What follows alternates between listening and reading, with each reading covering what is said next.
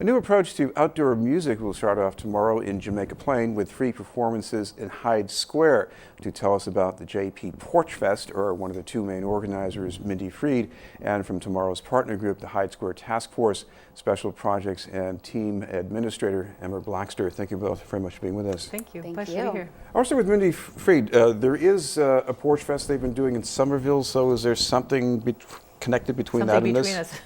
Well, I would say we were inspired by Somerville Porch Fest. There are actually 20 Porch Fests around the country, and as we joined this year, we're now part of the 20, and Somerville has been doing it for several years. So that's what kind of got us going.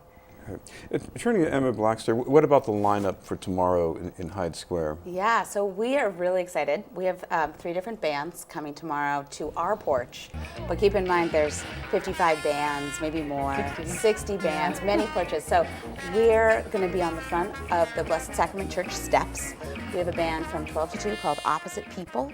Then our youth are going to be leading a community drum circle. So anyone is invited to come join. There's going to be an Afro-Latin percussion lesson led by Cornell Coley, and then everybody will drum together. So that's 2 to 3, and then 3 to 4 are going to be 2 youth from Zoomex, which is East Boston organization that also focuses on arts and music. I know many people know Cornell Coley in Jamaica Plain, but people have also seen him with his drummers in First Night usually. Yes, I think he's quite well known in the drum circle world and the percussion world.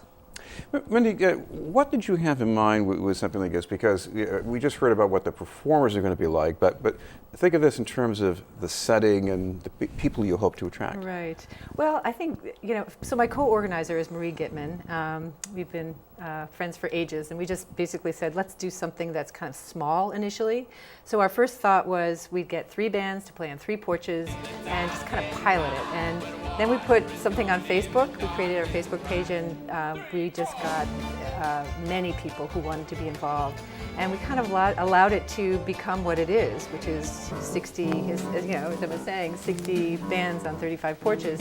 I think our initial thought was that this was a real opportunity to use music as a vehicle to build community and to encourage people to kind of cross boundaries and go into parts of the neighborhood that they don't normally go. So we have intentionally looked at the bands that we had. We sat down and we looked at the kind of music and the backgrounds that people had, and we intentionally matched bands that were really quite different, and we matched them with porches that were, kind of diverse. Emma, what about Hyde Square? Because people hear about the Hyde Square Task Force, we think of this as a youth development agency, many youth from the Latino community, but the bands there, you've got one of the bands there playing Bollywood music? Yeah, that's true. Not at our porch. Well, actually, yes, at our porch. You're absolutely right. So our youth do Afro-Latin percussion, and they also learn singing. But we're at this point in the year where it's summer, and we've just introduced a whole new group of youth to Hyde Square Task Force. So they're learning their crafts right now. And so instead of doing the whole 4 hours of them, we wanted to give them a little bit of access to diverse kinds of bands. They're really excited about seeing all of the different, possibilities that their future holds as musicians. So that was kind of our thought behind really having a couple totally different groups. So that's how we got Opposite People, and then at the end we're going to kind of be youth-centric for the last couple hours.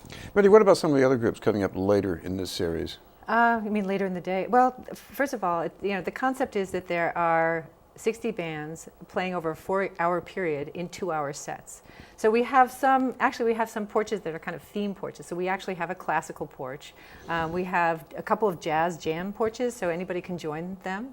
But we have, acoustic jazz, R&B, soul, country, rhythm and blues, just a huge range of all kinds of music. And I think, the other piece that I wanted to mention is that we reached out to Hyde Square Task Force because part of our intention was to include everybody within the community. So we've worked with them, and it's been fantastic. We've been working with the JPNDC. We really wanted affordable housing to be a part of this event, and so we have a band playing at Nate Smith House, which is low-income elder housing, and we also have one home that's kind of a part of that circle as a satellite home. And it's been thrilling. So that particular person who lives in JPNDC housing contacted us and said she had just moved to the community. She didn't really know her neighbors, and she wanted to use Porch Fest as an opportunity to kind of build bridges amongst the people who live right around her. What about what it takes to get the musicians to take part? I have a feeling this is a shoestring operation, so you're not offering them tons of money to play. Well, when people ask us how much, if we have money to pay them, we basically say we're all making the same amount. You know, that cliche, but it's true. So we've been quite lucky that the city of Boston, we've worked with them quite closely, and they just basically, provided us some support, so we were able to print out maps that are colorful and very sort of really provide a way to navigate the neighborhood. We've had in-kind support from another printing services. It's sort of extensive. So we also have all these communications people who are helping us.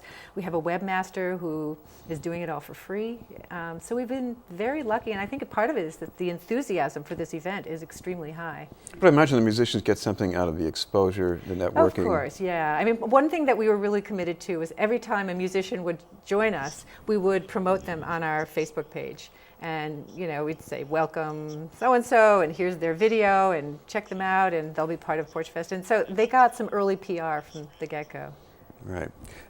Coming back to Emma, what about the appeal of this for the Hyde Square Task Force? I know that the focus is mainly the young people, but why have all these other things going on around them?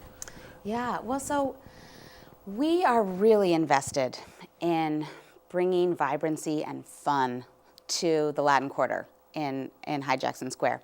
So we've never done anything like Porch Fest before, but when Mindy and Marie approached us, we kind of thought a little bit about it and then said, of course, that fits right into what we really want to do right now, which is, music, dance, activities, people just using the Latin Quarter as a hub. So the Latin Quarter starts at Jackson Square and goes up to Hyde Square along Center Street. And we want to see that really grow and become a place where people want to go to, maybe go shopping, go eat, have fun. And the first step is really just getting out there and being in the neighborhood and having people see us and see them. So that was, for us, the connection to Porch Fest. But in addition, I mean, personally, I just think it sounds so fun. I'm a JP resident. And when I heard about the idea about just kind of everybody coming out, being able to walk around and be surrounded by music, and just, you sit in for 5 minutes of one fun band, and then you say, oh, let's see what else is there. And then you just go see some other band and, have a glass of lemonade, or, just kind of go into a shop and get a sandwich and then just stroll and picnic and enjoy music and enjoy your neighborhood. There's going to be a lot of opportunities in JP, all this sort of after the music trickle down and go to a cafe, go to one of the establishments, have a drink. Right. Well, we went to Milky Way restaurant up front and just said we'd love to do something in this venue, and they were extraordinarily generous and said that they would open the restaurant to an after party. So, and they're also, this is the big, push. They're offering us $5 all-you-can-eat pizza. So we imagine that. So, into what span of time is all this going to be happening? So from 12 to 4, we'll have the music, and then the after party is from 5 until 9 at Milky Way. So some places where people can go and look up more information if they need that? Well, first of all, our website is pretty well developed at this point. So it's www.jpporchfest.org. And first what you'll see is a map, and you'll see corresponding schedule with who's playing. And then if you scroll down, you can find out more about each band. Right. And Emma, if people want to find out more about the Hyde Square Task Force? www.hydesquare.org.